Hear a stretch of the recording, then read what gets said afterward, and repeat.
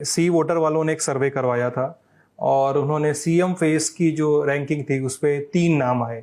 वरीयता क्रम में कहें सबसे ऊपर तेजस्वी, नीतीश जो थे वो तीसरे नंबर पे थे और प्रशांत किशोर दूसरे नंबर पे थे। एक चीज तो है, जो आप पटना की सड़क से लेकर के आप मोतिहारी की सड़क पर पहुंच जाए या मधुबनी के किसी गांव में पहुंच जाए, प्रशांत किशोर की चर्चा हर चौक चौराहे पे गली मोहल्ले में कहीं बैठ जाइए, लोग उनको जान रहे हैं। जो शुरुआत में उनके बारे में कहा जाता है कि टिकेंगे नहीं, चले जाएंगे, तो जो चंपारण की भितिहरवा से उन्होंने अपनी शुरुआत की, अब लगातार 3 साल तक खुद ही कहते हैं कि 5000 गांवों में हमने पदयात्रा की है, लगातार डटे हुए। एक तीसरी ताकत बनते हुए दिख रहे हैं, नजर आ रहे हैं चर्चा के आधार पर।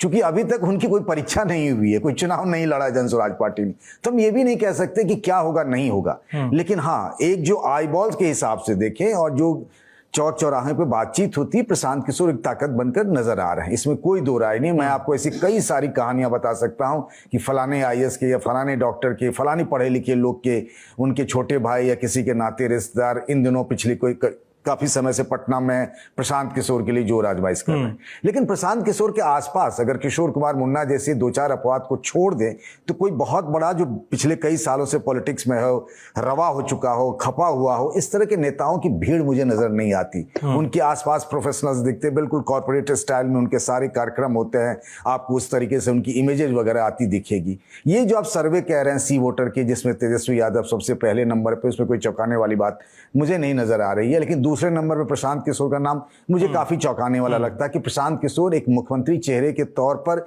दूसरे नंबर पर दिखाया जा रहा है। बीजेपी के नेताओं की अगर हम खास तौर से बात करें तो उनको लगता है कि सबसे ज्यादा प्रशांत किशोर के होने से डेंट अगर किसी को है तो वो बीजेपी को लगता है, बीजेपी को लगना है। एजेंडा वो जरूर सेट कर रहे हैं। किसको पता था सम्राट चौधरी के बारे में, अशोक चौधरी के बारे में, मंगल पांडे के बारे में, दिलीप जायसवाल के बारे में, संजय जायसवाल के बारे में। ये काम तो आरजेडी और कांग्रेस का भी होना चाहिए था, लेकिन उधर से तो कोई ऐसी बात ही नहीं आई। ये सारे मुद्दे जितने भी हैं, पलायन से लेकर जिस मजबूती से हाल फिलहाल के दिनों में प्रशांत ने उठाया है, वो तो उनकी पार्टी और उनके नाम की चर्चा तो है।